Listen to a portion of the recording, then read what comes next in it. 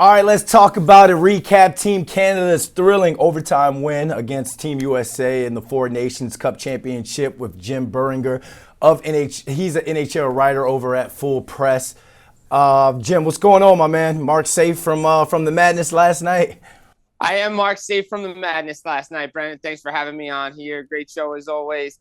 Yeah, what a madness last night inside TD Garden. Team Canada, as you said, 3-2 overtime victory. And who else but Connor McDavid gets the winner?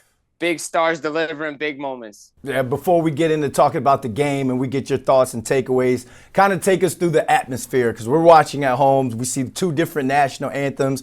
We hear a little boos. Just take us through the atmosphere and the environment for that championship game. Yeah, so I was there early, getting ready, having a meal. We're waiting on the media line, and you already can hear the noise downstairs.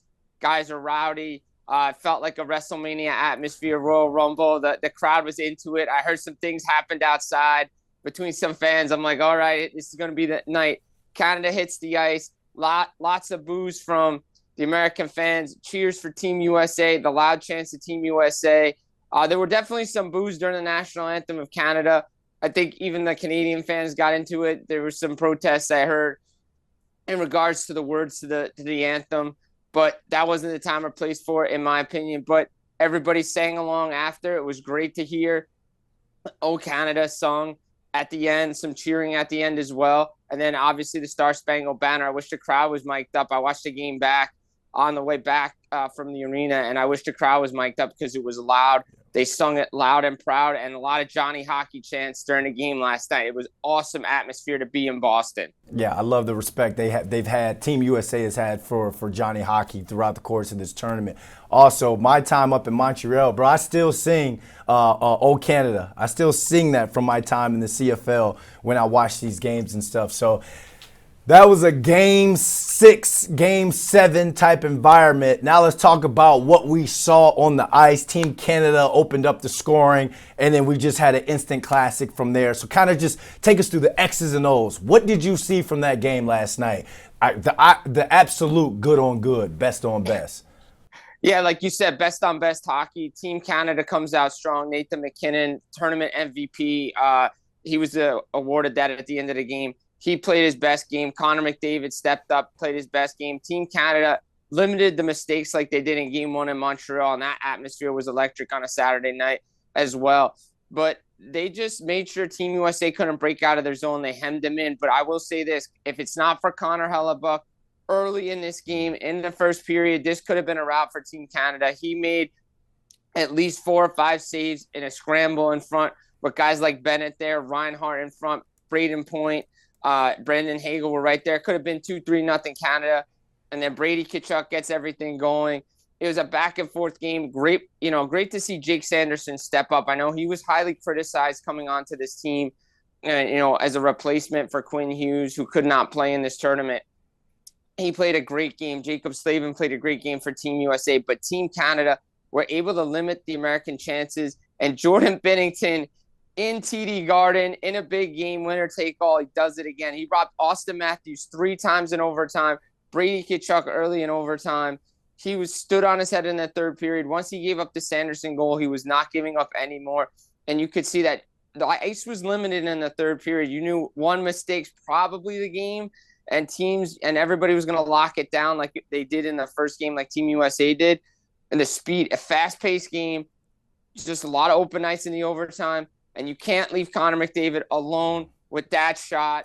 And unfortunately, Team USA loses on home ice, and Team Canada still dominates the hockey best on best scale. Well, I was going to ask you that. Does Team Canada still think of, or the Canadians still think of the Americans as little brother when it comes to hockey, even though we beat them Saturday and then played them tough last night? Yeah, I mean, Brad Marchand said after the game, he's like, sometimes you regret what you say in the media. He was talking about the Tkachuks. It comes back to bite you. The Tkachuks said it was our time after Saturday, and it is Team USA's time. They grew the game, right? You see it everywhere. We're talking about it here. ESPN, a lot of major outlets are talking about the game. However, when the game matters the most, when the lights are the brightest, they still didn't deliver in a final. They haven't beat Canada in a final since the World Cup in 1996. They've lost 2 overtime games now. Now it's a 1-goal game, so it could go either way, right? Yep. But still, you lost in these moments, in these finals, so you can't say it's our time when you haven't delivered yet. And Team Canada continues to deliver, and it's kind of a ceremonial passing of the torch from Sidney Crosby to Connor McDavid. It was just ironic that those 2 guys have scored 2 big goals for Canada. And it is still, to me, I said it yesterday when I was on another program, unless Team USA's men's team can show up when it matters, we've seen it with their junior team and their women's team, it's still not their time, but it's coming. And I believe it could be coming next year in 2026 at the Olympics. All right. Should this Four Nations Cup permanently replace the All-Star game, and not only in the NHL but the NBA as well? I know you saw PK's rant on First Take the other day.